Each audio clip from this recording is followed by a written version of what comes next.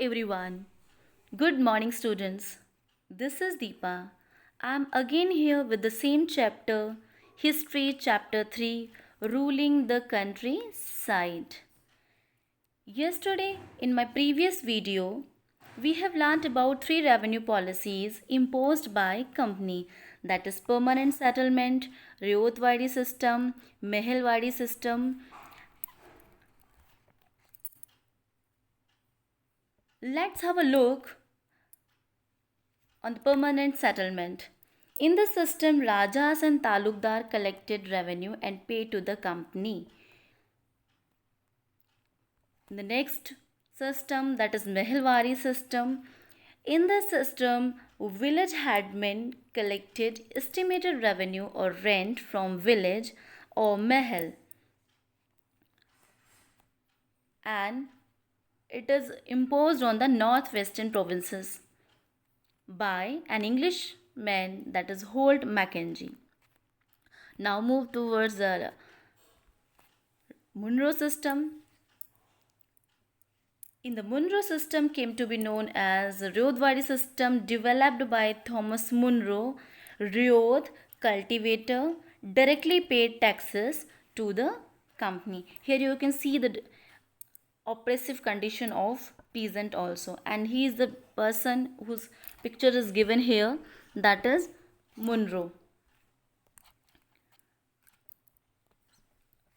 So we have seen what happened in the three policies, and now move towards what happened after imposing these policies.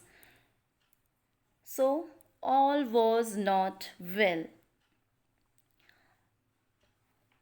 After imposing these policies, again company had to decide more things. Within a few years after the new systems were imposed, it was clear that all was not well. Desire to increase the income from land revenue, officials fixed too high revenue demands. Peasants were unable to pay, roads fled the countryside, and village became deserted. Even almost optimistic officials had imagined that new system would transform the peasant, but this did not happen. ये सारी नई जो व्यवस्थाएं लगाई गई, जो कि revenue policies लगाई गई, उनके अकॉर्डिंग अंग्रेज़ों को लगता था कि सारी चीज़ें बहुत अच्छी हो जाएंगी और जो किसान है वो बहुत उद्यमशील किसान बन जाएंगे। लेकिन ऐसा नहीं हुआ, और हुआ क्या कि ज़्यादा रेवेन्यू लेने की इच्छा के साथ ज़्यादा रेवेन्यू, जो कि बहुत हाई रेवेन्यू फिक्स किया गया था ऑफिशियल्स के द्वारा, उसकी वजह से पीजेंट्स जो थे वो अनेबल हो गए रेवेन्यू पे करने के लिए, और जो कल्टीवेटर्स यानी रियोज जो पीजेंट थे वो गांव छोड़ छोड़ के भागने लगे, और गांव में बिल्कुल वीरानगी आ गई, मतलब पूरे गांव वीरान हो गए. Now let's have a look what company has done to grow crops for the Europeans. By the late 18th century, the company was trying its best the cultivation opium and indigo.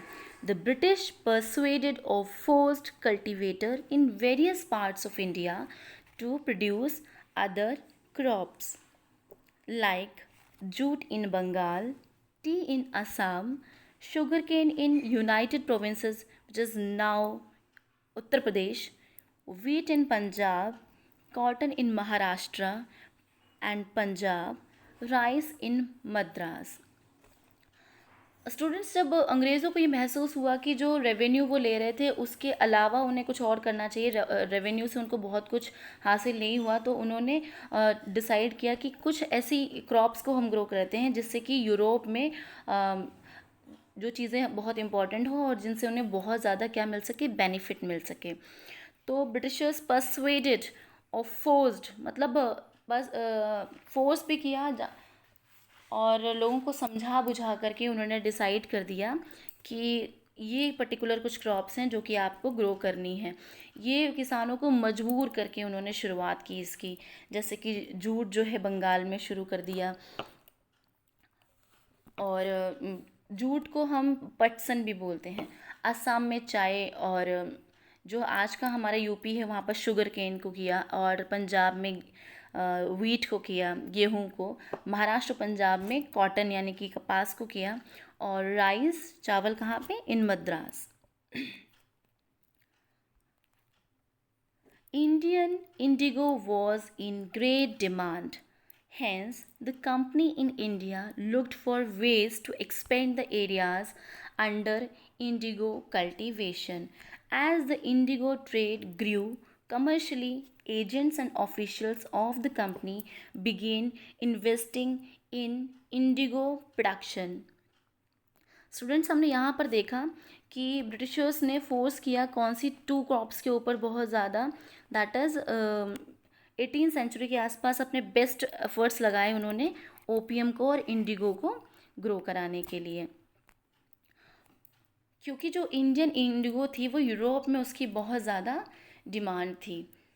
और जो company थी वो ये देख रही थी कि किस तरीके से हम और इसका एक्सपेंड कर सकें, इसका कल्टीवेशन कैसे, इस एरियाज़ को बढ़ा सकें हम जहाँ पर इंडिगो कल्टीवेट कराई जाएगी। और जो इंडिगो ट्रेड जो था उस समय बढ़ता ही जा रहा था। कुछ ऐसे जो व्यापारी थे वो उन्होंने ऑफिशियल्स को इन्वेस्ट करना स्टार्ट कर दिया कि हाँ मतलब कैसे इंडिगो प्रोडक्शन हो रहा है, कितना ज़्यादा हो रहा है, उन्होंने और इस पर काम किया। Does colour have a history? And ये कलर कौन सा है? The colour is blue, that is of indigo. Indigo in Hindi we can call it neel. Let's take a closer look at the story of one such crop, one such method of production, and this is the story of indigo. You can see on the page number 30, figure 5, a kalamkari print of 20th century India, and figure 6, a Moorish cotton print late 19th century of England. One thing is common in two prints, both use a rich blue color commonly called indigo.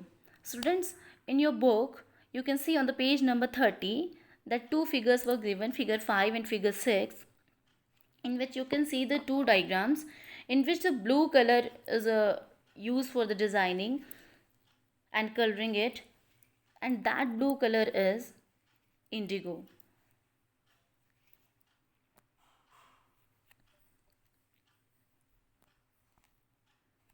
Now you can see a farm of indigo plantation.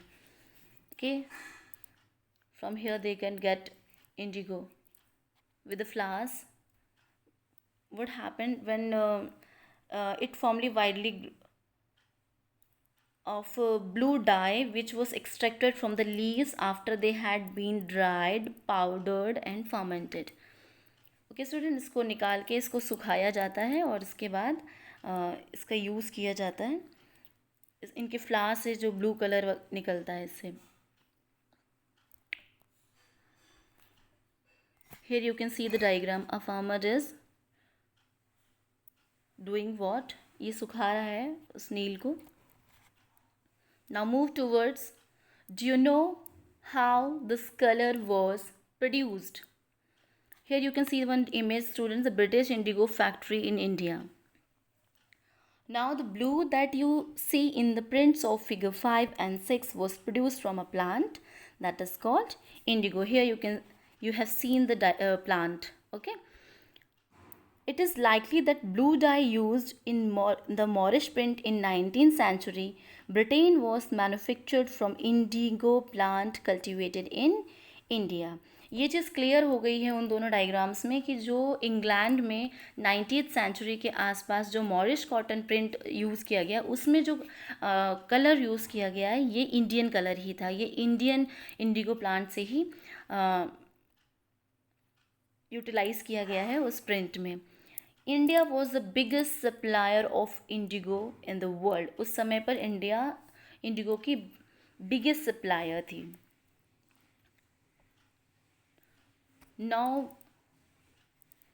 we will move towards why the demand for Indian indigo.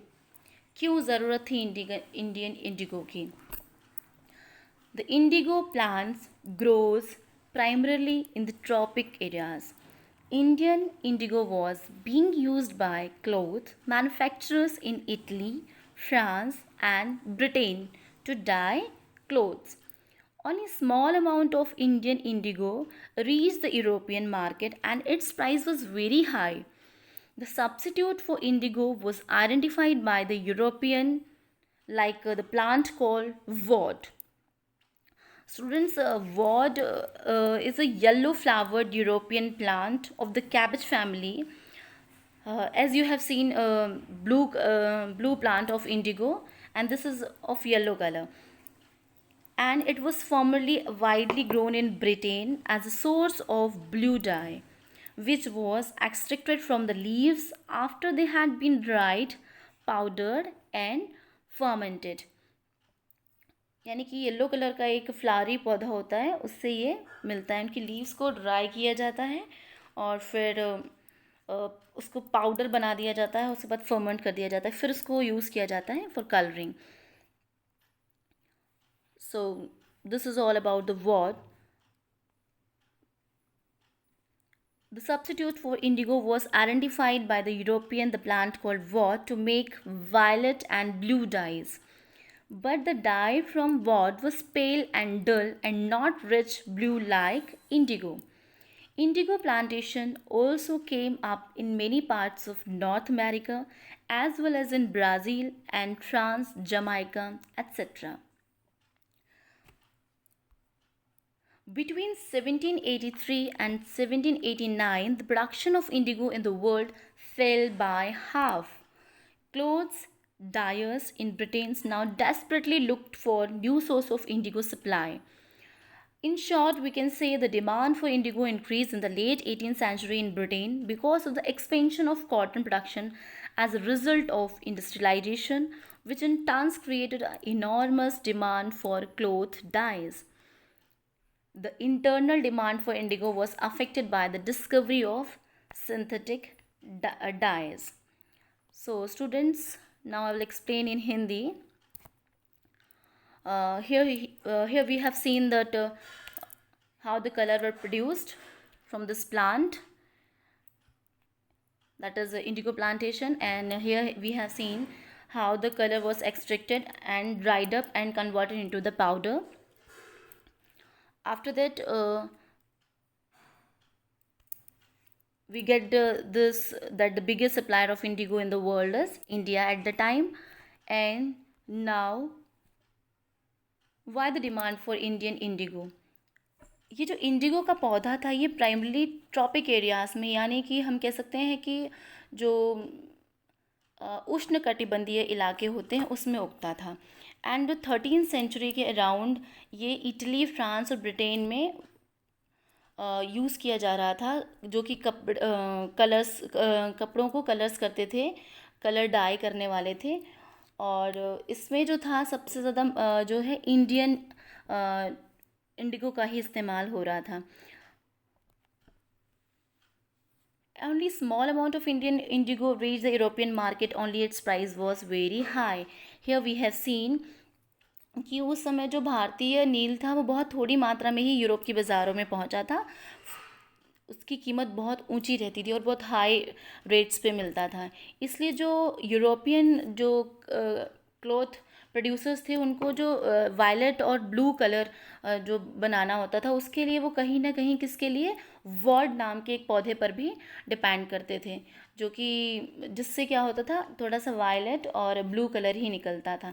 ये ward जो था students ये शीतोष्ण area में निकलता था, यानी we can से कि टेम्परेट एरिया में निकलता था, इसलिए यूरोप में आसानी से मिल जाता था. और जो इटली, दक्षिण फ्रांस और जर्मनी और ब्रिटेन के कुछ हिस्से थे यहाँ पर ये पौधा उगता था. और नील के साथ साथ बहुत कंपटीशन था यूरोप में वॉर्ड के उत्पादकों के साथ, और उन पर ये दबाव भी डाला गया कि किसी भी तरीके से इस पर क्या हो जाए, बैन लग जाए इंडियन इंडिगो पर थोड़े समय के लिए. बट ये हुआ भी और थोड़े समय के लिए हुआ, क्योंकि जो लोग थे उनको जो इंडियन इंडिगो था वो बहुत ज़्यादा पसंद आ रहा था। वो क्यों? Because the plant called woad to make violet and blue dyes, but the dye from woad was pale and dull and not rich blue like indigo. ये क्या था कि जो इसका कलर था वॉट का वो उतना डार्क ब्लू नहीं था, और बहुत पेल यानी कि पीला पीला सा थोड़ा सा, और बहुत डल सा कलर आता था। Indigo plantation also came up in many parts of North America as well as Brazil, France, and Jamaica, etc. और ये जो कैरिबियाई द्वीप थे कुछ, जैसे सैन डोमिंगो और फ्रांसीसी, ब्राज़ील में जो पुर्तगाली थे, जमाइका में ब्रिटिश, और वेनेजुएला में जो स्पेनिश लोग थे, वो लोग भी नील की ही खेती करने लगे थे। इसलिए हम उत्तरी अमेरिका वगैरह में भी बहुत सारे नील के जो प्लांटेशन एरिया है, बागान वगैरह हैं, उनको हम देख सकते हैं। बट ये 1783 और 1789 के बीच में जो प्रोडक्शन हुआ इंडिगो का, ये बहुत कम हो गया, प्रोडक्शन बहुत कम हो गया। इसकी वजह से क्या हुआ कि जो ब्रिटेन में ना एक औद्योगिकरण की शुरुआत हुई थी, औद्योगिकरण का युग आ गया था। इसकी वजह से जो क्लोथ डायर्स थे ब्रिटेन के, now desperately look for the new source of Indigo supply, और वो और भी कुछ ढूंढने लगे थे कि किस तरीके से हम कुछ और निकालें। अब कपड़ों की रंगाई की मांग और तेज़ी से बढ़ने लगी, और जो नील की मांग थी उसी दौरान उसकी सप्लाई बहुत कम हो गई। उसके पीछे रीज़न था कि जो वेस्ट इंडीज़ और अमेरिका से जो सप्लाई मिल रही थी वो अचानक से बंद हो गई थी। तो 1783 और 89 के बीच में ये प्रोडक्शन ही बिल्कुल हाफ हो गया, क्योंकि कहीं और नहीं हो रहा। तो जो ब्रिटेन के जो लोग थे, अब वो नील की सप्लाई के लिए बहुत नेक्स्ट सोर्सेज की तलाश कर रहे थे। In short, we can say कि the demand for indigo increased in late 18th century in Britain. क्यों डिमांड जो है 18th सेंचुरी में इंक्रीज़ हुई? वो क्यों? क्योंकि एक्सपेंशन ऑफ कॉटन प्रोडक्शन बहुत ज़्यादा हो गया था, और वो इसलिए with the help of industrialisation, we can say as a result of industrialisation, औद्योगिकीकरण की वजह से बहुत ज़्यादा भारतीय नील की मांग बढ़ने लगी थी, क्योंकि कपड़े में जो कपास का जो कॉटन ग्रो हो रहा था उसके लिए, कलरिंग के लिए बहुत ज़्यादा ज़रूरत थी उसकी। And which turns created enormous demand for clothes, बहुत हाई डिमांड इंक्रीज कर दी। The international demand for indigo was affected by the discovery of synthetic dyes. उसके बाद स्टूडेंट्स क्या हुआ कि इंटरनेशनल डिमांड इंडिगो की फिर एक बार अफेक्ट में आई जब डिस्कवरी ऑफ सिंथेटिक डाइज हुई। तो सिंथेटिक डाई वगैरह जब आने लगे तो फिर इसकी डिमांड रुकी। So again we will meet with a new topic. That the topic will be the next topic, Britain turns to India. Thanks for listening. Thank you so much.